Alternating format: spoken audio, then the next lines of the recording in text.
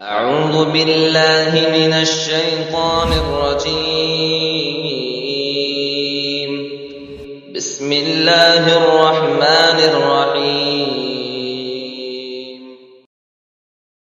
السلام علیکم ورحمۃ اللہ وبرکاتہ. الحمد للہ رب العالمین والصلاة والسلام علی رسولہ الامین وعلی آلہ وصحبہ اجمعین ومن تبعہم بإحسان الی یوم الدین، اما بعد. فاعوذ باللہ من الشیطان الرجیم. بسم اللہ الرحمن الرحیم. ام خلقوا من غیر شیء ام هم الخالقون ام خلقوا السماوات والارض بل لا یوقنون ام عندهم خزائن ربک ام هم المسیطرون.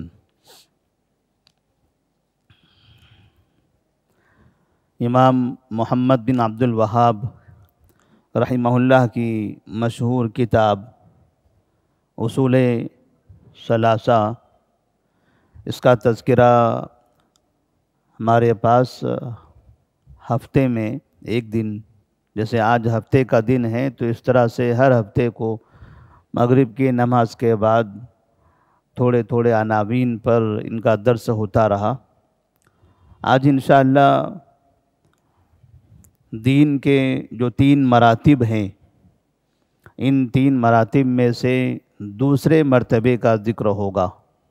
امام محمد بن عبد الوہاب رحمہ اللہ نے اصول ثلاثہ میں اس بات کا تذکرہ کیا کہ دین کے 3 مراتب ہیں. پہلا مرتبہ ہے اسلام، دوسرا ہے ایمان، اور تیسرا ہے احسان. اور یہ 3 مراتب وہ حدیث جبرائیل سے لیے گئے ہیں کہ جب نبی کریم صلی اللہ علیہ وسلم صحابہ رضی اللہ تعالی عنہم کے ساتھ موجود تھے کہ جبرائیل علیہ السلام آئے اور انہوں نے نبی کریم صلی اللہ علیہ وسلم سے سوال کیا تھا، اخبرنی مل اسلام، اخبرنی مل ایمان، اخبرنی مل احسان. اسی ترتیب کے ساتھ آپ نے سوال کیا تھا. تو نبی کریم صلی اللہ علیہ وسلم نے پہلے اسلام کی تعریف فرمائی، پھر بعد میں ایمان کی اور پھر احسان. آخر میں نبی کریم صلی اللہ علیہ وسلم نے صحابہ رضی اللہ تعالی عنہم سے کہا کہ ھذا جبریل اتاکم یعلمکم دینکم. یہ جبرائیل علیہ السلام تھے جو تمہارے پاس تمہارا دین سکھانے کے لیے آئے تھے. تو اسلام، ایمان اور احسان کو دین کہتے ہیں، اور یہ دین کے 3 مراتب ہیں. پہلا مرتبہ اسلام ہے، اور اس پہلے مرتبہ اسلام سے متعلق گزشتہ ہفتہ ہماری بات مکمل ہو چکی ہے. دوسرا مرتبہ ہے ایمان. تو اس ایمان کے مرتبے کے بارے میں فرماتے ہیں، المرتبۃ الثانیہ الایمان وهو 70 شعبۃ فأعلاها قول لا الہ الا اللہ وأدناها اماطۃ الاذى عن الطریق والحیاء شعبۃ من الایمان. ایمان کے 70 سے زائد شاخیں ہیں، شعبے ہیں. ان میں سب سے اونچا درجہ، اونچی شاخ وہ ہے لا الہ الا اللہ. لا الہ الا اللہ کہنا یہ ایمان کے درجات میں، ایمان کی شاخوں میں سب سے اونچی شاخ، اونچا درجہ ہے. لا الہ الا اللہ کہنے کا مطلب یعنی توحید کا اعتراف کرنا، شرک سے برات کا اعلان کرنا. وَأَدْنَاهَا إِمَاطَةُ الْأَذَى عَنِ الطَّرِيقِ. اور سب سے کمتر درجہ، سب سے چھوٹی شاخ اس کی یہ ہے کہ راہ چلتے ہوئے کوئی تکلیف دہ چیز نظر آئے تو اسے وہاں سے ہٹا دینا تاکہ گزرنے والے کسی شخص کو نقصان نہ پہنچے.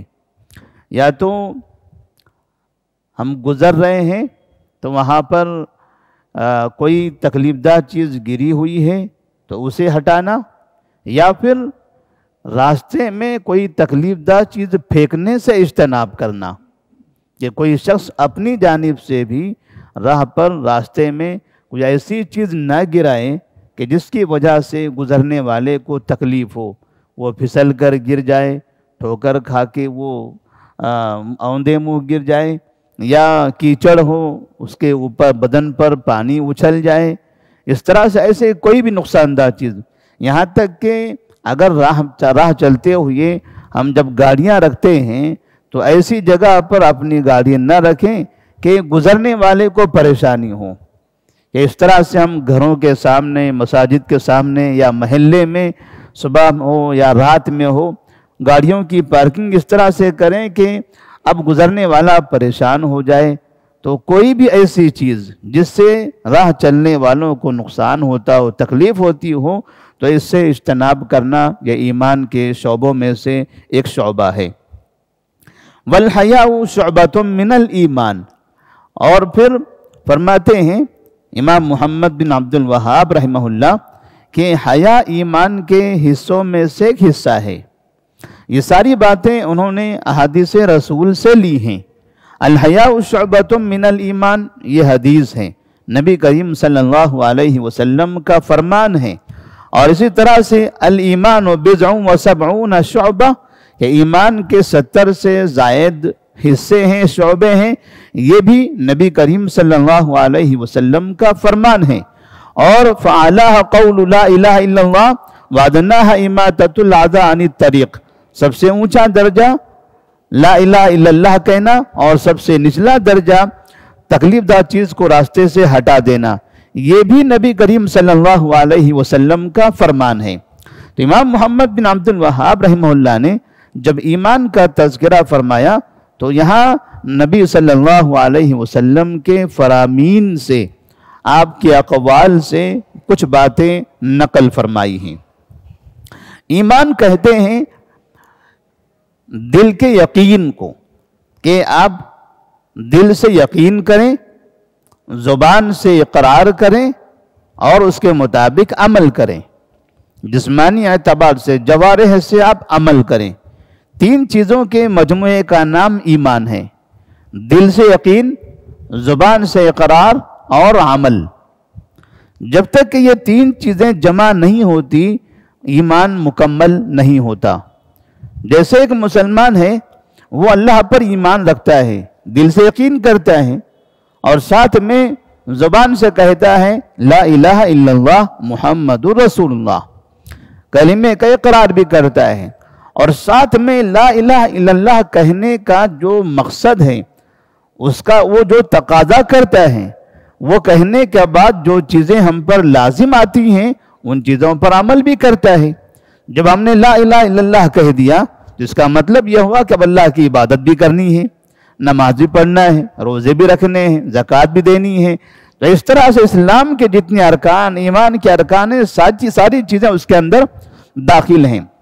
اگر کوئی انسان اپنی زبان سے ایمان کا اعتراف کرتا ہے اور دل سے یقین نہیں کرتا یا عمل نہیں کرتا تو وہ ایمان والا نہیں ہوگا. جیسے بعض مرتبہ ہم ہمارے معاشرے میں دیکھتے ہیں، کبھی کبھار کوئی بڑا جلسہ ہوتا ہے تو کوئی پنڈت وہاں آ کے کھڑا ہوتا ہے اور تقریر کرتا ہے مسلمانوں کی محفل میں. ہزاروں مسلمان سامعین ہوتے ہیں اور وہ کھڑے ہو کر کہتا ہے لا الہ الا اللہ محمد رسول اللہ. مسلمان تالیاں بجاتے ہیں اور خوش ہوتے ہیں کہ پنڈت جی نے کلمہ پڑھ لیا.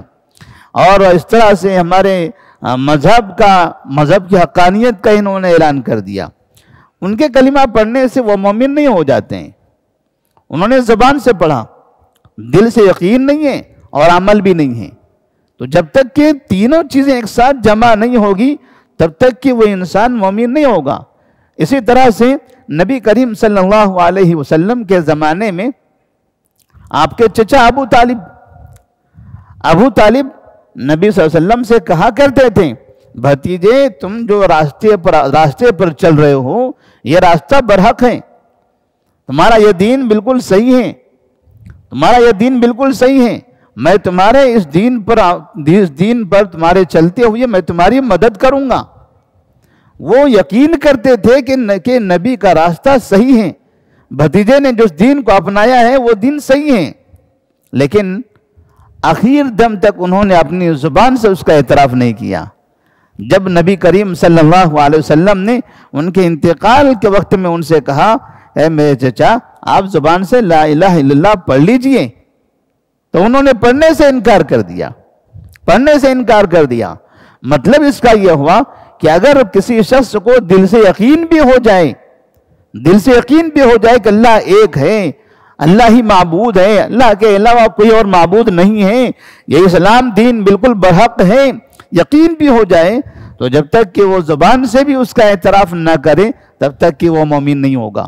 تو ایمان کے اندر یہ تینوں چیزیں داخل ہیں.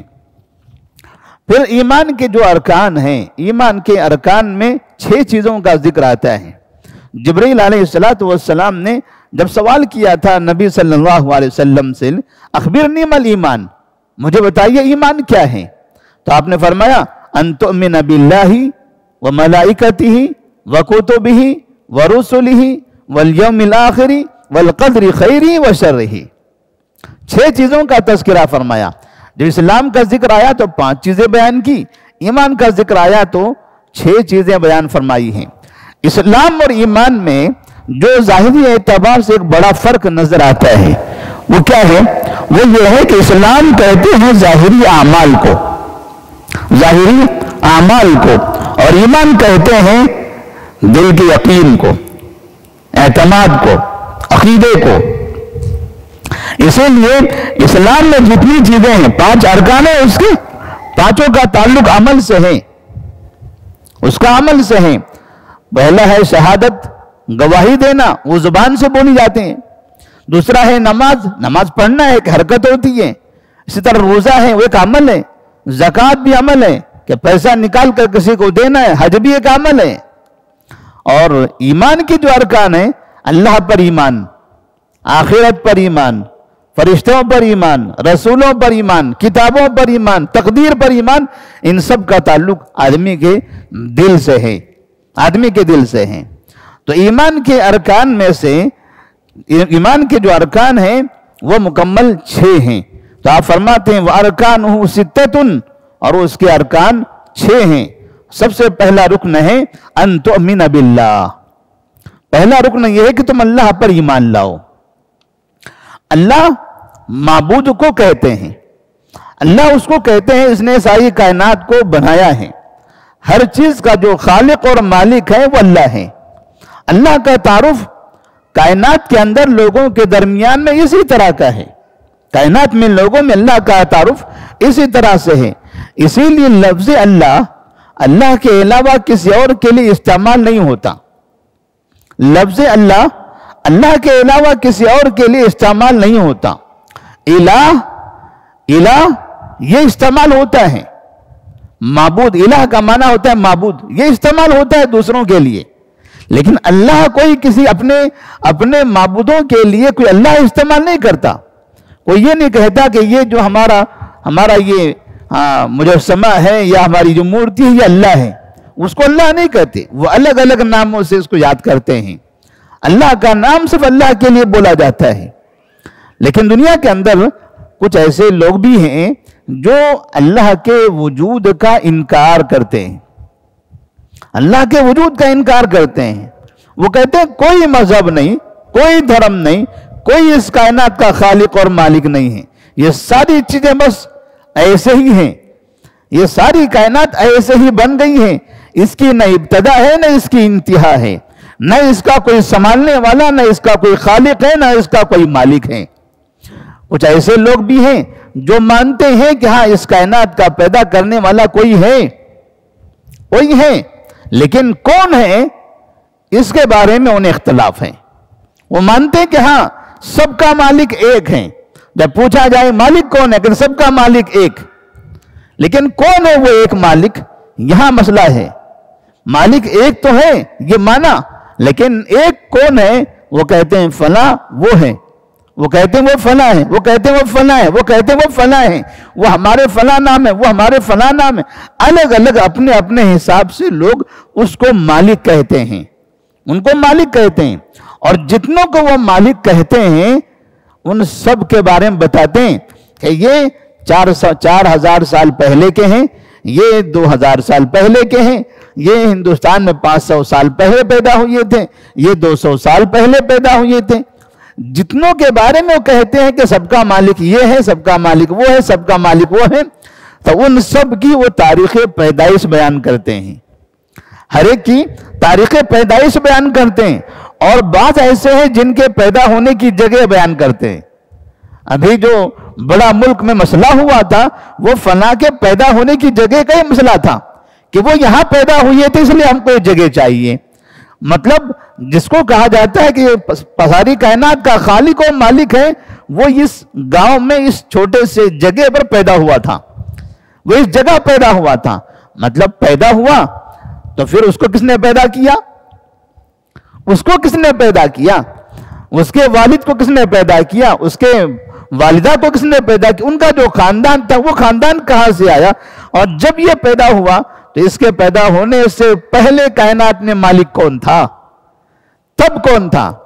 ظاہر سی بات ہے اس کے پیدا ہونے کی ایک تاریخ ہے، ایک جگہ ہے۔ تو جب یہ یہاں پیدا ہوئے اور فلاں تاریخ کو 1000 سال، 2000 سال، 10,000 سال چاہے جب ہو، اگر 10,000 سال بھی بول دیں گے تب پوچھا جائے کائنات یہ کب سے بنی ہے تو کہتے ہیں ہزاروں سال ہو گئے۔ یہ کب کے ہیں تو کہتے ہیں 10,000 سال۔ تو ٹھیک ہے، یہ 10,000 سال پہلے کے ہیں، کائنات اس سے بہت پہلے سے ہیں۔ تو جب یہ خالق ہے، مالک ہے، تو ان سے پہلے مالک کون تھا؟ ان سے پہلے مالک کون تھا؟ یہ تو فلاں جگہ پیدا ہوئے تھے، تو یہ پیدا ہوئے اس کا مطلب ان سے پہلے ان کے ماں باپ تھے۔ ان کے ماں باپ کا بھگوان کون تھا؟ ان کے دادا کس کو بھگوان مانتے تھے، کس کو خدا مانتے تھے؟ ظاہر سی بات ہے پھر وہ بس ایسے ہی بھول بھلیا ہوگا، ساری چیزیں گول مول کی ہیں۔ تو اس طرح سے دنیا میں کچھ ایسے لوگ ہیں جو یا تو کہتے ہیں خدا ہے ہی نہیں، کسی کو خدا نہیں مانتے وہ، اور کچھ ایسے لوگ ہیں جو مانتے ہیں خدا ہے، جو مانتے ہیں کائنات کا خالق اور مالک ہے، لیکن کون ہے انہیں یہ نہیں معلوم، کون ہے یہ نہیں معلوم۔ الگ الگ چیزوں کو وہ اپنا خالق اور مالک مانتے ہیں، الگ الگ چیزوں کو۔ اور کچھ ایسے لوگ ہیں جو کائنات کے الگ الگ چیزوں کا مالک الگ الگ لوگوں کو مانتے ہیں۔ یہ ہوا ہے، اس کا مالک الگ، یہ پانی ہے، اس کا مالک الگ، یہ آگ ہے، اس کا مالک الگ، یہ آسمان ہے، اس کا مالک الگ، یہ زمین ہے، اس کا مالک الگ، سب کے کئی مالک مانتے ہیں۔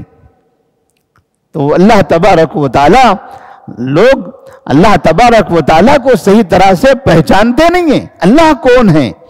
تو اللہ پر جو ایمان ہے، ایمان کے جو ارکان ہیں، اس میں پہلا رکن ہے اللہ پر ایمان۔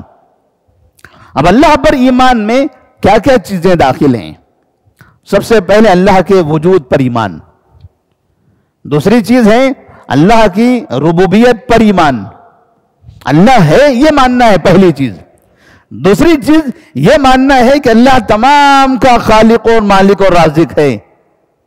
اور تیسری چیز کہ اللہ تبارک و تعالی جب خالق ہے، مالک ہے، رازق ہے، ساری کائنات کو چلانے والا ہے، تو پھر ایسی صورت میں وہی معبود بھی ہے، وہی معبود بھی ہے۔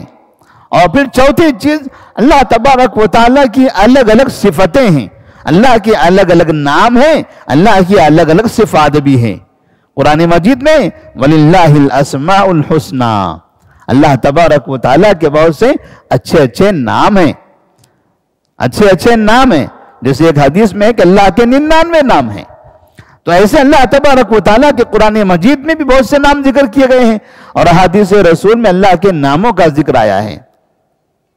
تو اللہ کے الگ الگ نام ہیں، لیکن اللہ جو نام ہے وہ ایسا نام ہے جس میں کوئی مشترک نہیں ہے۔ اللہ کے ناموں کے علاوہ اللہ کی کچھ صفات بھی ہیں، تو اللہ کے ناموں کو ماننا، اللہ کی صفات کو بھی ماننا، تو یہ 4 چیزوں پر ایمان لانے کو کہتے ہیں اللہ پر ایمان۔ سب سے پہلی چیز اللہ کے وجود پر ایمان۔ اللہ کے وجود پر ایمان کیسے لائیں گے؟ اللہ موجود ہے، یہ ہماری فطرت میں ہے، یہ ہماری فطرت میں ہے کہ ہر بچہ دنیا میں جب پیدا ہوتا ہے تو اس کی فطرت میں ہوتا ہے کہ اس کا خالق اللہ ہے۔ نبی نے فرمایا کل مولود یولد علی الفطرہ، ہر بچہ فطرت پر پیدا ہوتا ہے، اور فطرت میں کیا ہے اس کے کہ اس کا خالق، اس کو پیدا کرنے والا اللہ تبارک و تعالی ہے۔ تو تمام انسان، چاہے وہ مسلمان ہو، یہودی ہو، نصرانی ہو، اسی طرح سے ہندو ہو، کوئی بھی قوم ہو، کوئی بھی انسان ہو، ہر انسان کی فطرت میں ہے کہ اللہ ہے، اللہ نے اس کو پیدا کیا ہے، یہ انسان کی فطرت میں ہے، پہلی چیز۔ اسی طرح دوسری چیز، عقلی اعتبار سے بھی اللہ کا وجود ہے۔ جب ہم مثال کے طور پر اگر یہ کہیں یہ ہمارے پاس یہ مسجد ہے، مسجد بلقیس، اتنی بڑی مسجد آپ دیکھ رہے ہیں جہاں پر آپ نماز پڑھتے ہیں، درس سنتے رہتے ہیں، اگر کوئی شخص آپ کے پاس آئے اور کہے کہ یہ مسجد بس ایسے ہی بن گئی، میں کل یہاں پر آیا تھا، زمین تھی، اور آج آیا دیکھا تو ماشاءاللہ کھمبے پلر لگے ہوئے ہیں، پنکھے چل رہے ہیں، ایسیاں لگی ہوئی ہیں، مسلے بچھے ہوئے ہیں، سیڑھیاں بنی ہیں، 3 فلور ہو گئے، اس میں انڈر گراؤنڈ بن گیا، سب بن گیا، کیسے ہوا؟ ایسے ہی ہو گیا۔ تو کیا کوئی انسان یقین کرے گا کہ ایسے ہی ہو گیا؟ کسی بلڈر کو بلا کے پوچھے کیا ایسا ہوتا ہے؟ کبھی زندگی میں تجربہ ہوا ہے آپ کا کہ ایسے ہی سب کچھ ہو گیا؟ ہر انسان کہے گا، کوئی بھی انسان ہو، مسلمان ہونا ضروری نہیں ہے، کوئی بھی انسان ہو، وہ کہے گا نہیں، ایسے ہی کبھی نہیں ہوتا۔ یہ اتنے بڑے کھمبے ان کو بنانے کی ضرورت پڑتی ہے، یہ چھوٹے معمولی پنکھے جو سر پر گھوم رہے ہیں ان کو لگانے کے لیے بھی خاص لوگوں کی ضرورت ہوتی ہے، یہ پنکھے دکانوں سے، مارکیٹ سے لانا پڑتا ہے، یہ بہت وقت لگتا ہے اس کے لیے، یہ مسلے کسی مارکیٹ سے لاتے ہیں، بچھاتے ہیں، اس کے لیے بڑے کئی خادمین لگتے ہیں، اتنا بڑا کام کرنے کے لیے کئی مہینے کئی سال لگ جاتے ہیں۔ تو جب اب یہ مسجد اور یہ دنیا، پوری دنیا کے اندر اس مسجد کا کیا مقام ہے؟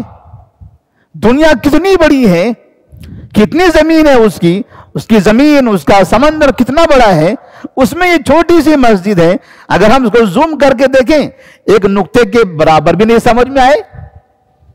جب اتنی سی چیز ہم یہ یقین کرتے ہیں کہ اس کا بنانے والا کوئی ہے، ضرور کسی نے اس کو بنایا، اس کے پیچھے محنت کی ہے، تو پھر بھلا بتاؤ یہ آسمان خود بخود کیسے بن گیا؟ یہ زمین خود بخود کیسے بن گئی؟ یہ جو ستارے ہم کو نظر آتے ہیں یہ خود بخود کہاں سے آ گئے؟ یہ جو درخت زمینوں پر نظر آتے ہیں، لہلاتے ہوتے دکھائی دیتے ہیں، یہ کہاں سے بن گئے؟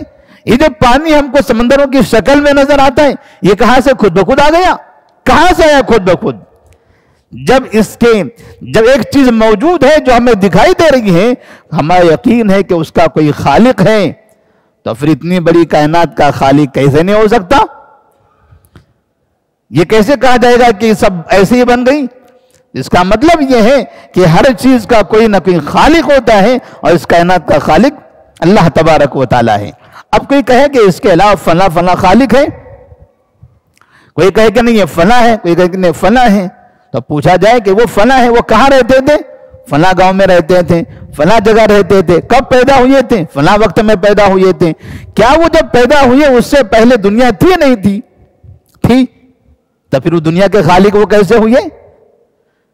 وہ اپنے ماں باپ کے پیدا کرنے والے نہیں ہوئے، انہوں نے اپنے ماں باپ کو بھی نہیں پیدا کیا، وہ اپنے ماں باپ سے پیدا ہوئے ہیں، وہ خود بھی اپنے ماں باپ سے پیدا ہوئے، اور جب وہ پیدا ہوئے یہ گاؤں تھا، یہ شہر تھا، یہ ملک تھا، یہ زمین تھی، یہ آسمان تھا، یہ ہوائیں تھی، یہ پانی تھا، تبھی تو ان کا وجود ہوا۔ پھر وہ کائنات کے خالق اور مالک کیسے ہوئے؟ مطلب یہ کہ جب انسان الگ الگ دیوتاؤں کے بارے میں کہے کہ فلاں خالق ہے، فلاں مالک ہے، فلاں کائنات کو بنانے والا ہے، تو یہ کہہ دینا ہی ان کی ناکامی ہے۔ یہ انہوں نے کسی کا نام بتا دیا، یہ سمجھ جاؤ کہ اس کے نام میں ہی ان کا جواب ہو گیا، کہ جب وہ کہہ دے کہ یہ مالک ہے، اس نے آسمان بنایا، اس نے زمین بنائی، تو آپ پوچھئے کب پیدا ہوئے؟ فلاں وقت میں پیدا۔ ماں کا نام کیا ہے؟ ماں کو پیدا کیا انہوں نے؟ نہیں۔ کیا ماں جب تھی جب کائنات نہیں تھی؟ اس کا مطلب کائنات کو اس نے نہیں بنایا، کائنات کو اس نے نہیں بنایا۔ تو اس طرح سے اللہ کا وجود، اللہ تبارک و تعالیٰ کے وجود پر ہی مان لانا کہ ساری جو کائنات ہے یہ بغیر خالق کے تیار نہیں ہو سکتی۔ اسی طرح تیسری چیز شرعی اعتبار سے بھی اللہ تبارک و تعالیٰ کا وجود ہے۔ آدم علیہ السلام سے لے کر آخری نبی محمد مصطفیٰ صلی اللہ علیہ وسلم تک ہر نبی نے اللہ کے بارے میں اپنی قوم کو بتایا ہے۔ جتنی قومیں آئی ہیں تمام قوموں کے نبی تھے، تمام قوموں پر اللہ تعالیٰ نے نبی بھیجا ہے۔ اس قوم پر بھی اللہ نے نبی کو بھیجا، 1400 سال پہلے وہ نبی آئے اور قیامت تک ان کی نبوت باقی ہے۔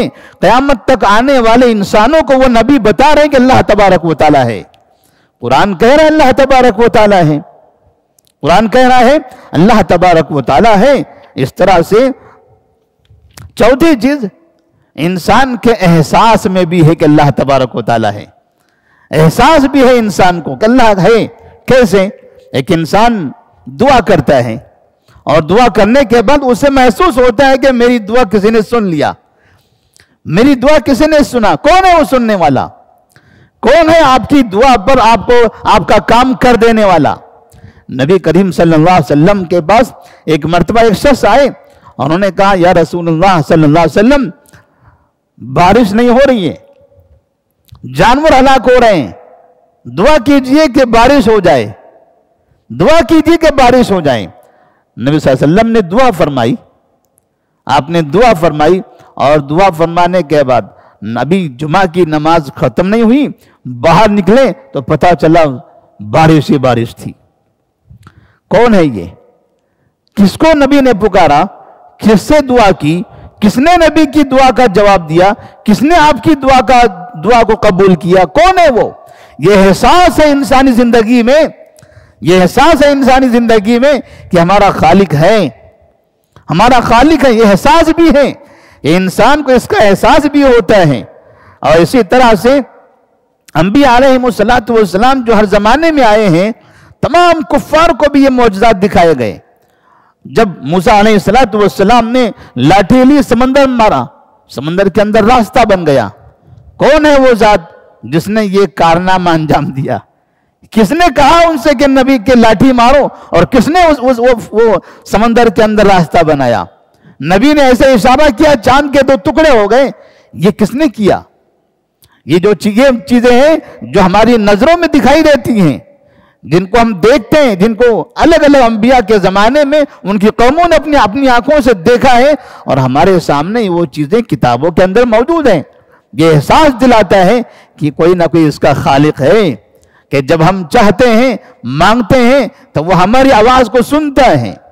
تو اس طرح سے اللہ تبارک و تعالیٰ کے وجود پر ایمان، اور اللہ تبارک و تعالیٰ کے شرعی اعتبار سے کہ اللہ تبارک و تعالیٰ ہے، اور وہ ذات ہے جس نے کائنات کو بنایا ہے، اور وہ ایسی ذات ہے جو پیدا نہیں ہوئی ہے، نہ اس کی کوئی اولاد ہے، نہ وہ کسی کی اولاد ہے۔ یہ سب سے بڑا فرق ہے اس اللہ میں اور دنیا کے اندر جتنے لوگوں کو معبود بتایا جاتا ہے ان دونوں میں۔ جتنوں کو خدا سمجھا جاتا ہے، جتنوں کو بھگوان مانا جاتا ہے، اس میں اور اللہ میں سب سے بڑا فرق یہ ہے کہ یہ سارے کے سارے پیدا ہوئے ہیں اور وہ پیدا نہیں ہوا۔ ان سب کی اولادیں ہیں، اس کی کوئی اولاد نہیں۔ ان سب کے ماں باپ ہیں، اس کی کوئی ماں باپ نہیں۔ قل هو اللہ احد اللہ الصمد لم یلد ولم یولد ولم یکن لہ کفوا احد۔ تو امام محمد بن عبد الوہاب رحمہ اللہ نے جو ایمان کے ارکان کا تذکرہ فرمایا کہ اس میں پہلا رکن ہے اللہ پر ایمان۔ تو اللہ پر ایمان سے متعلق یہ چند باتیں آپ کے سامنے بیان کی گئی۔ اللہ سے دعا کہ اللہ تبارک و تعالی ہمیں اس پر صحیح طرح سے ایمان رکھنے کی توفیق عطا فرمائے۔ والسلام علیکم ورحمۃ اللہ وبرکاتہ۔